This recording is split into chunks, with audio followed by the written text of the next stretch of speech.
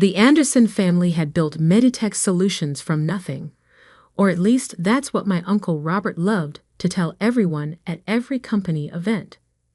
Standing at the podium in his perfectly tailored suit, he'd recount how he and my father had started in their garage, two brothers with a dream of revolutionizing medical technology. What he never mentioned was that it was my father, James Anderson, who had been the true innovator, the genius behind the patents that built our empire. And he certainly never mentioned how he'd maneuvered to take control after my father's accident 10 years ago. I'm David Anderson, and this is the story of how I spent 5 years secretly reclaiming my father's legacy, one patent at a time. David, are you even listening? Uncle Robert's voice cut through my thoughts.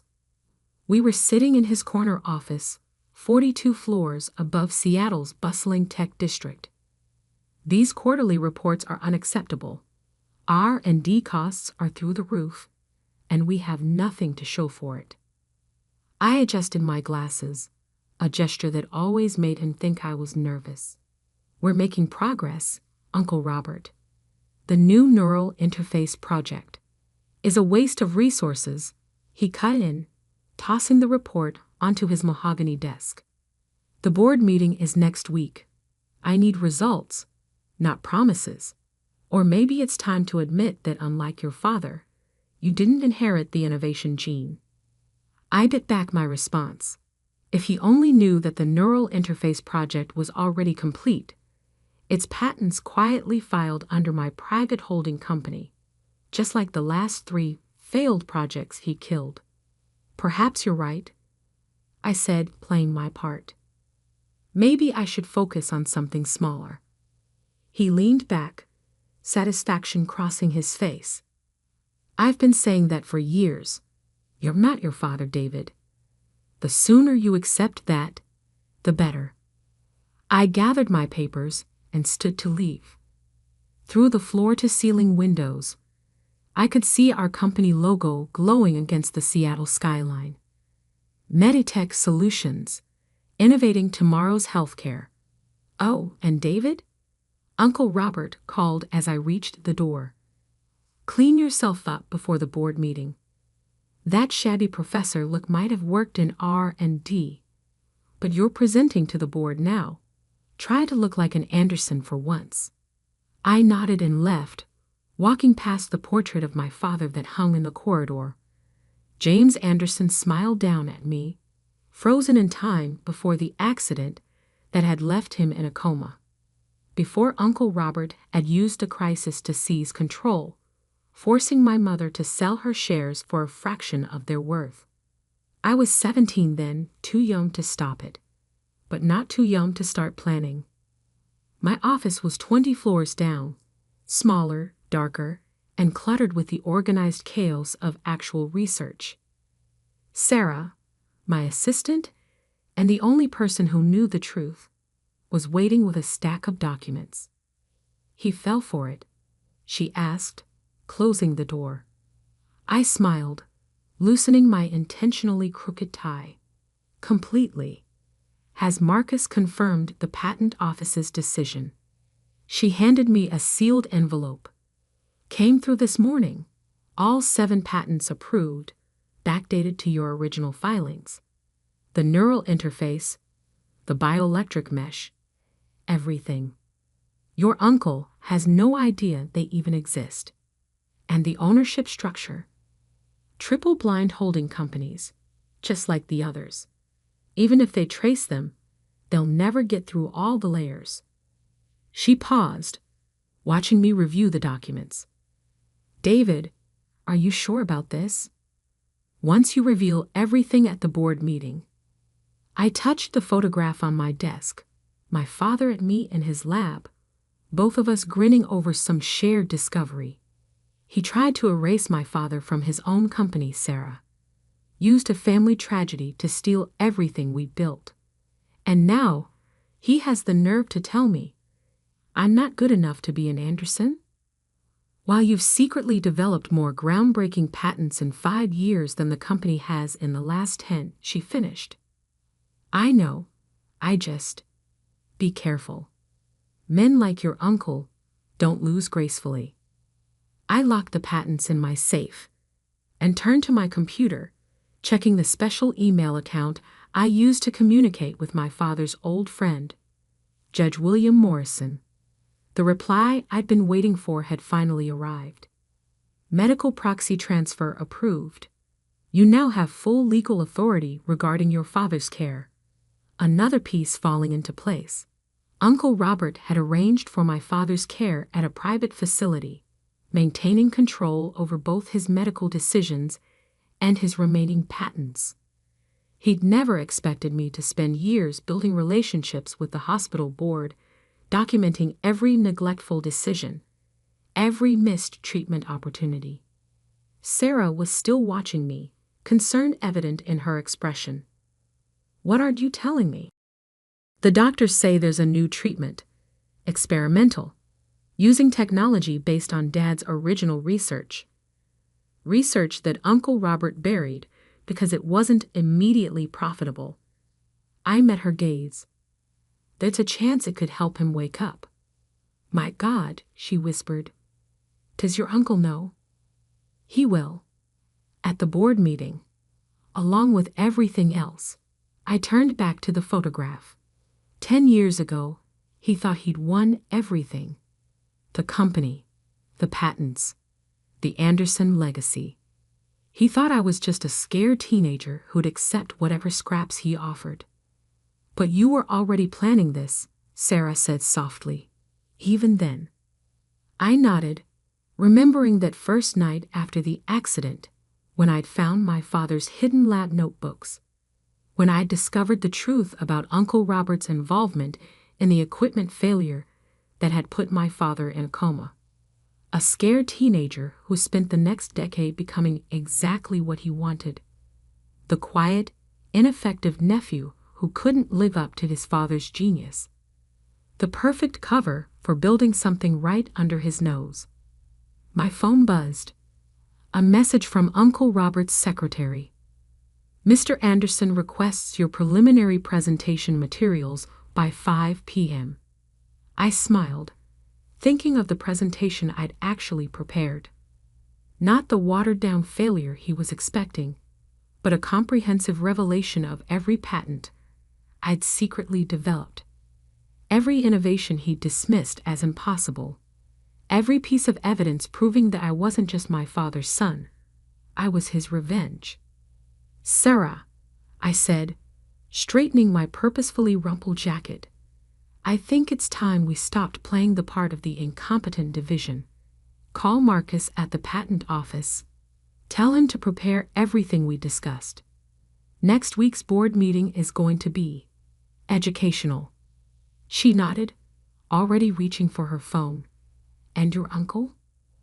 I looked out at the Seattle skyline, at the company logo my father had designed. Let him enjoy his corner office for a few more days. After all, the best revenge isn't just about winning. It's about letting them see exactly how badly they've lost. The stage was set. The patents were secured. And in 7 days, Uncle Robert would learn that the nephew he dismissed as a failure had been building an arsenal of innovations that would reshape not just the company, but the entire medical technology industry, all while playing the role of the disappointment he created. Sometimes the greatest power lies not in fighting back, but in letting them think they've already won. And next week, when those patent documents appeared on the screen, Uncle Robert would finally understand just how completely he'd lost the war he didn't even know he was fighting. The week before the board meeting passed in a blur of careful preparation. Uncle Robert, confident in his control, had no idea that every dismissive comment, every condescending gesture, was being meticulously documented. Each interaction another nail in the coffin of his carefully constructed lies. Your presentation materials are a joke, he declared, tossing my intentionally flawed preliminary report across his desk. Basic research any first-year intern could produce. Is this really the best you can do? I adjusted my glasses nervously, a gesture I'd practiced until it became second nature. I can revise it. Don't bother. He turned to stare out his window at the Seattle skyline. I've already asked Dr. Phillips to prepare a backup presentation. At least he understands what real innovation looks like. Dr. Phillips, the same researcher who had helped Uncle Robert sabotage my father's lab equipment 10 years ago. I'd found the evidence in encrypted emails, carefully preserved on backup servers that Robert thought he'd wiped clean. Of course, I mumbled, gathering the scattered papers. Whatever you think is best. His voice stopped me at the door. You know, David, maybe it's time you considered a different career path. Your father, he'd understand. Not everyone inherits the genius gene. I turned, letting him see exactly what he expected. Defeat, resignation, the familiar shame of a son who couldn't measure up. Maybe you're right. Back in my office, Sarah was waiting with the real presentation materials. Everything's ready, she said, closing the door. Marcus confirmed that all patent registrations are now publicly searchable. The timing will be perfect. I unlocked my safe and pulled out a thick folder labeled Project Legacy. Every innovation I'd developed over the past 5 years, each one building on my father's original research. The neural interface that could revolutionize prosthetic limbs. The bioelectric mesh that could regenerate damaged nerve tissue. And most importantly, the therapeutic protocol that could help patients like my father emerge from long-term comas. The hospital board voted this morning, Sarah continued. They've approved the transfer of your father's care to the new facility. Everything's in place for the treatment to begin next week. I nodded, thinking of the private medical center I'd secretly helped fund, staffed by doctors who'd worked with my father before the accident. Has Uncle Robert noticed any of the preparations? He's too busy damage controlling the Milton contract situation. Sarah smirked. Apparently, their CEO was very upset to learn that their primary contact at Meditech has been developing revolutionary technology for a competing firm. That had been one of my more elegant moves, using a shell company to file patents that would directly compete with Uncle Robert's most lucrative contracts. The resulting stock volatility had the board nervous, making them more receptive to what I was about to reveal. David? Sarah's voice softened. There's something else you should see. She handed me a manila envelope. Inside was a police report from 10 years ago, the official investigation into my father's accident. Most of it I'd seen before, but one detail caught my eye. A witness statement that had been mysteriously deleted from the digital records. Where did you find this? Your father's old secretary finally agreed to talk. She kept a hard copy, afraid of what your uncle might do if he knew. Sarah pointed to a highlighted section. Read this part. The statement described unusual activity in the lab the night before the accident.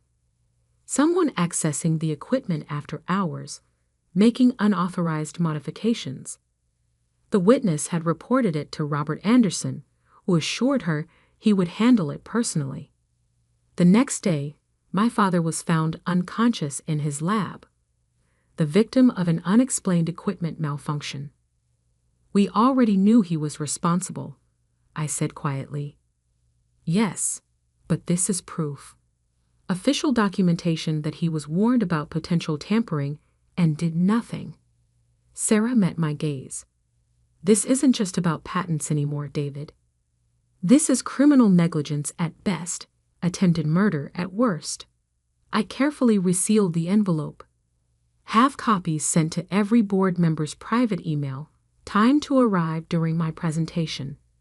The next few days passed in careful orchestration. I made sure to appear distracted and unprepared whenever Uncle Robert was watching. I fumbled equipment during demonstrations, stuttered through progress reports, played the part of the failing son so perfectly that he actually began to feel sorry for me. "I've been thinking," he said during our final pre-board meeting. "Maybe we could find you a position in corporate communications, something less technical." "That's very kind," I replied, letting my voice shake slightly.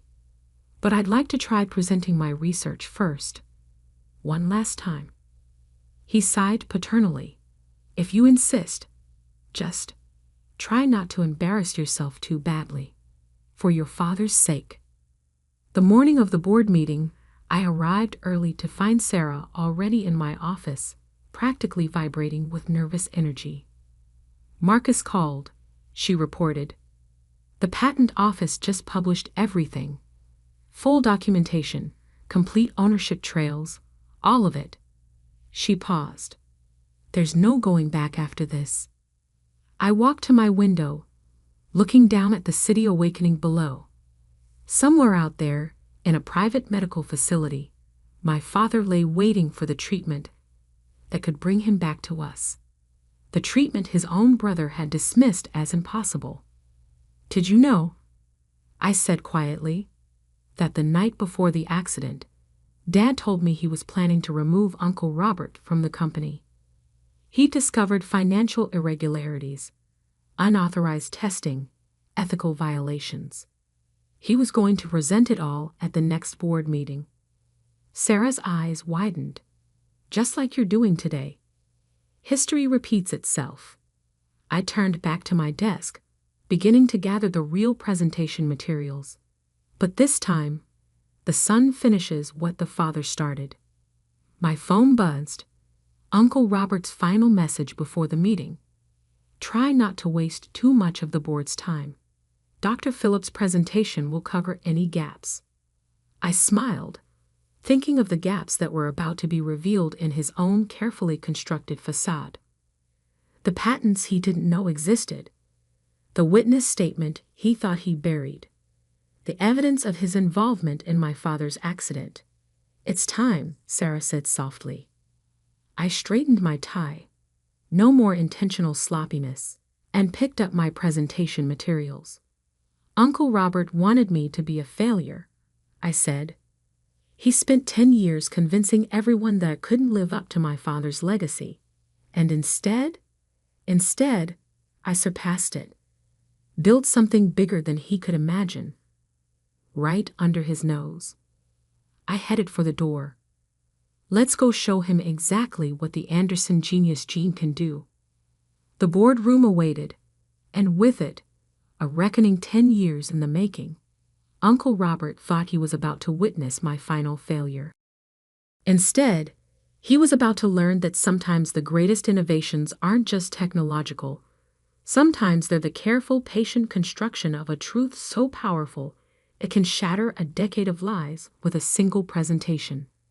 And I had one hell of a presentation ready. The Meditech Solutions boardroom gleamed with power and privilege. 15 board members seated around a massive mahogany table, each representing billions in investment capital. Uncle Robert sat at the head, naturally, with Dr. Phillips at his right hand. I could see them exchanging confident smiles, already anticipating my humiliation. If only they knew. "Let's begin," Uncle Robert announced, his voice carrying that familiar note of condescension. "David has prepared a presentation on his recent research activities. Try to be patient." A few board members chuckled politely. I stood, connecting my laptop to the room's display system. Sarah sat in the corner, recording everything as planned. "Thank you, Uncle Robert," I said, my voice steady. No more nervous adjustments of my glasses. No more practiced stumbling. I'd like to discuss the future of medical technology, specifically in neural interfaces and regenerative medicine. We've been through this, Robert interrupted. Your preliminary reports showed no viable. Those weren't my real reports, I said quietly. The room went still. Those were what I wanted you to see. Just like you've spent 10 years seeing exactly what you wanted to see. A failure. A disappointment. A son who couldn't match his father's genius. I clicked to the first slide. Patent documents filled the screen. My name clearly listed as inventor. Then another, and another. 7 in total, each representing a breakthrough that could revolutionize modern medicine. What is this? Dr. Phillips demanded, shuffling through his papers. These patents aren't in our database. Because they don't belong to Meditech, I replied. They're registered to my private holdings. Every innovation you dismissed, every project you killed, I developed them independently, while playing the role you created for me. Uncle Robert's face had gone pale. This is corporate espionage, using company resources for private. Actually, I clicked to the next slide, showing detailed financial records. Everything was developed using my own resources.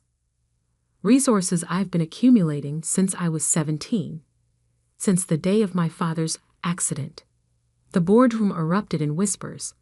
I saw several members checking their phones, no doubt finding the email Sarah had timed to arrive at exactly this moment.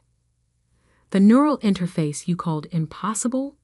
I continued, my voice gaining strength. It's already in clinical trials. The regenerative mesh you said would never work. 3 major hospitals are preparing to adopt it. And the coma recovery protocol you dismissed as fantasy. I turned directly to my uncle. That begins testing next week, on Dad. Robert shot to his feet. D is incompetent, fraud must leave, he shouted, desperation creeping into his voice. He's trying to steal my brother's legacy. Your brother's legacy? I opened the final file. Let's talk about that legacy, Uncle Robert. Let's talk about what really happened in Dad's lab 10 years ago. The police report appeared on screen, the witness statement highlighted. Then the encrypted emails between Robert and Dr. Phillips discussing equipment modifications. Financial records showing money transferred to offshore accounts the day before the accident. You see, I addressed the board directly. My father was planning to remove his brother from the company. He discovered ethical violations, unauthorized testing, financial fraud. He was going to present it all at the next board meeting. I paused, letting the parallel sink in. Sound familiar? Dr. Phillips suddenly stood, heading for the door, but 2 security guards, ones I'd personally hired, blocked his exit. 10 years ago, you thought you'd won everything, I told my uncle, who had collapsed back into his chair. The company, the patents, the Anderson legacy. You thought you destroyed one brother and controlled the other. You don't understand, he whispered. I built this company too. I deserved to nearly kill your brother, to steal his son's inheritance, to bury innovations that could help millions, just because they weren't immediately profitable. I shook my head. No, Uncle Robert, you deserved exactly what you were about to get. On cue, the boardroom doors opened. 2 police detectives entered, followed by my father's old secretary, the witness whose statement had been buried a decade ago. Robert Anderson, the lead detective, announced, "You're under arrest for attempted murder, corporate fraud, and criminal conspiracy." As they led my uncle away, I turned back to the board. Ladies and gentlemen, you'll find complete documentation of everything I've presented today in your secure emails, along with my proposal for restructuring Meditech's leadership and implementing these new technologies. One by one they nodded. They were business people, after all. They knew a winning proposition when they saw one. The next few hours passed in a blur of signatures, handshakes, and congratulations. By sunset, I stood in my father's old office, my office now, watching the city lights come alive below. Sarah found me there, holding a fresh stack of papers. The hospital called. They're ready to begin your father's treatment whenever you give the word. I touched the photograph on the desk. Dad and me in his lab, both of us grinning. Schedule it for tomorrow. It's time to bring him home. The media's going crazy, she added. Everyone wants to know how the failed son managed to develop 7 groundbreaking patents while pretending to be incompetent. I smiled, thinking of all the roles we play in life. The failed son, the grieving nephew, the secret genius biding his time. Tell them the truth, I said. Tell them I learned from the best. My father taught me that true innovation isn't about appearance or power. It's about patience, dedication, and the quiet certainty that truth eventually prevails. Later that night, I visited Dad in his new medical facility. The doctors were optimistic about the treatment's potential. Even if he didn't fully recover, they expected him to regain consciousness, to finally learn how his son had protected and avenged his legacy. You were right, Dad, I whispered, holding his hand. The Anderson genius didn't skip a generation. It just learned to work in the shadows, waiting for the right moment to step into the light. In the end, the greatest revenge wasn't just reclaiming the patents or exposing Uncle Robert's crimes. It wasn't even about becoming CEO of the company he tried to steal. The greatest revenge was knowing that somewhere in a prison cell, my uncle was finally understanding the truth. He'd spent 10 years mentoring his own destruction, teaching me exactly how to play the role of the failure while building something far greater than he could imagine. And that was the most innovative thing of all, because sometimes the quietest revolutions are the ones that change everything. Sometimes the greatest power lies not in what you show the world, but in what you keep hidden until exactly the right moment. Just ask Uncle Robert. He has plenty of time to think about it now. As for me, I have a company to run, technologies to develop, and most importantly, a father to help heal. After all, that's the true Anderson legacy, not power or patents or profit, but the relentless pursuit of innovations that can make the world better. One quiet revolution at a time.